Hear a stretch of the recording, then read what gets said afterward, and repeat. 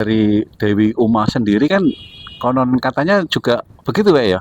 Ada perselingkuhan dari antara guru Pak ya. Itu bagaimana ceritanya Pak ya yang dari Uma itu kan? Ya, cerita Sudomolo itu menceritakan tentang tak garis biar mudah untuk dipahami memang ada penyelewengan yang dilakukan oleh Dewi Parwati atau Dewi Uma terhadap Betara Guru atau Siwa.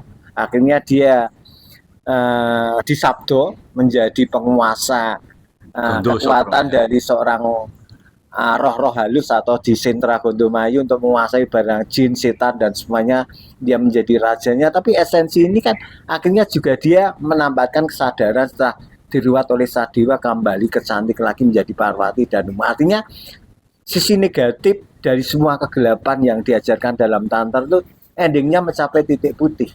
Belajarlah dari sisi gelap. Setiap sejelek-jeleknya manusia kan ada titik putihnya. Inilah ajaran dari Tantra Bhairawa atau kosmologi yang diangkat oleh Gatholoco tadi. Nah, kamu belum menjalankan suatu proses itu, jangan cerita kamu sendiri udah ngelakoni. Jadi aja jargoni, lakonilah sampai titik kulminasi titik putihnya ada. Muncullah kesadaran untuk memulai pencerahan. Ya mungkin bisa diartikan kan katakanlah eksperimen jiwa ya Pak. Betul. Tapi kan terus ada norma-norma itu kan ada semacam pertanggungjawabannya itu gimana Pak ya? Apakah kita nanti kena kausalitas atau bagaimana? Hukum-hukum tata negara itu kan mungkin ada yang bertabrakan Pak ya. Kembali ke situ lagi. Nah, kembali ke norma-norma yang ditulis oleh manusia memang itu nyalain norma. Karena itu bertolak belakang dengan aturan normatif secara kolektif ya. Artinya orang-orang penganut Gatholoco, Tantra Bhairawa itu mengadopsi ajaran yang ora umum, Mas. Passion hidupnya menjadi orang yang sudah tidak normatif. Dan itu bagi kekuatan Tuhan, aturan Tuhan tidak ada yang salah. Tidak boleh kita menjudge bahwa orang-orang yang hidupnya selalu berhubungan dengan seksualitas atau pekerja seksual dan sebagainya menjudge bahwa dia tidak dapat pencerahan. Kita tidak bisa menjudge atau menghakimi. Karena dari sisi negatif itu ada titik putihnya. Jadi pencerahan itu bisa antara kiri dan kanan, antara hitam dan putih, sebetulnya sama saja. Sama manusia itu mau menggali sebuah kesadaran, dia menemukan pencerahan. Ya.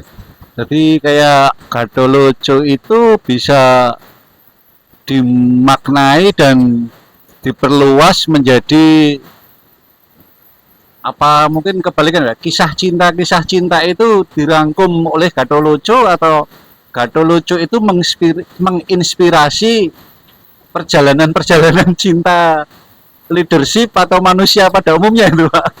Secara normatif Gatholoco itu mengadopsi berbagai ajaran romanisme yang terkutuk dalam tantra maupun asmara dana itu menjadi sebuah value untuk mendidik manusia dalam melakukan hubungan seksual. Karena seksual itu memang sangat urgen dalam hidup.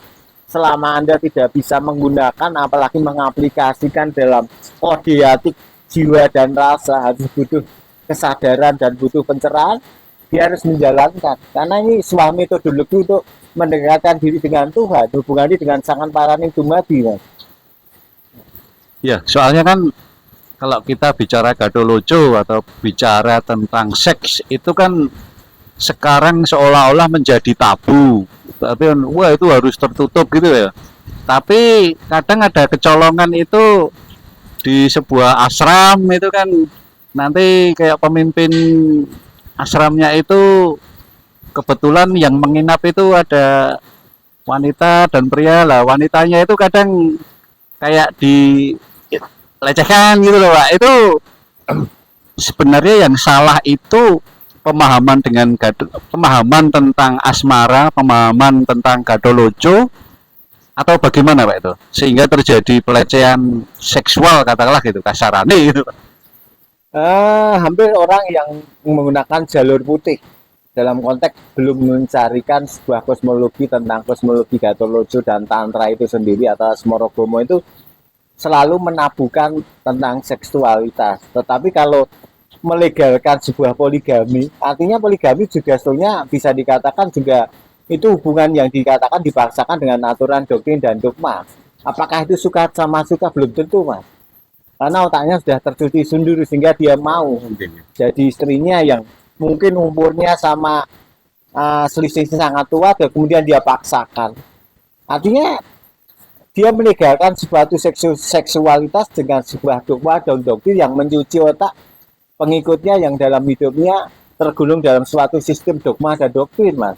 Tapi kalau yang tidak terdogma doktrin dan dogma kan harus ada minimal roman itu akan terjadi kalau suka sama suka, hubungannya dengan hati sudah ada. Kalau hati dengan hati sudah tidak ada dengan polusi otak yang mendoktrin hati dalam hati doktrin dan dogma, karena harus mengikuti aturan karena ini sebuah ajaran yang harus Anda jalankan, ini sesuai dengan aturan yang ada. Berarti kan menyuksi otak orang untuk melakukan sesuai yang tidak sesuai dengan hati dan rasanya, Mas. Ini keluar dari aturannya. Artinya ini hanya pelampiasan dari sebuah seksualitas, tapi dia legalkan dengan dogma dan doktrin yang dia yakini, kan. Ini juga tidak salah, ini salah besar malah. Iya, kayak apa ya? Kayak diulak-walik gitu. Padahal dari Gatholoco sendiri dia mengajarkan tentang jiwa dan rasa. Tapi kalau di doktrin itu seolah-olah tabu, tapi malah melakukan hal yang malah melenceng gitu. Tapi kan dari pemahaman doktrin dan disepakati bersama gitu ya. Ora apa-apa kayak anak ini gitu loh Pak. Tapi bukan hanya backing saja, itu kan juga di asram-asram. Betul, betul, iya itu terjadi semua, Mas. Betul.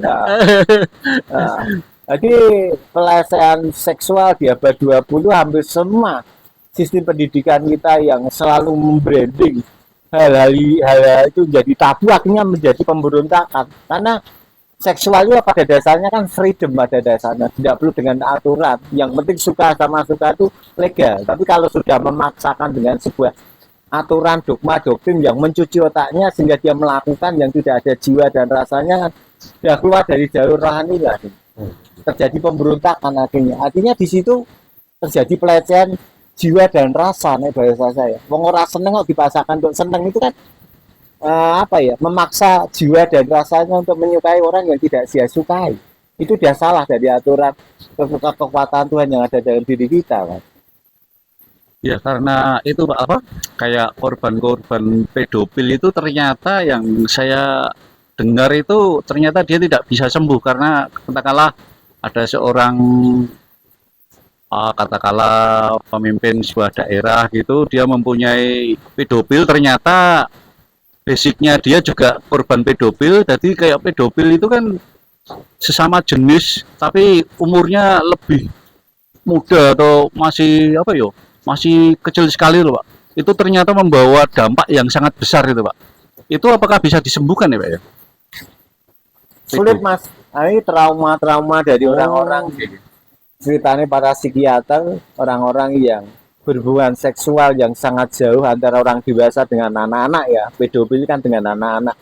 Nah, di sisi lain, apakah orang dewasa dengan dalih atau dogma itu poligami? Poligami itu harusnya kan tidak ada yang lebih cantik, harusnya yang sejajar atau lebih tua, Mas.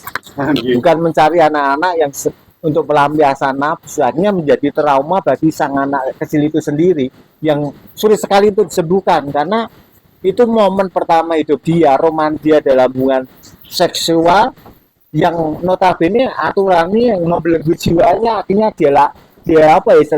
dia tabrak untuk melakukan hal-hal yang tidak normatif atau yang jauh dari moralitas tentang konsep etika dan moralitas hidup, Mas.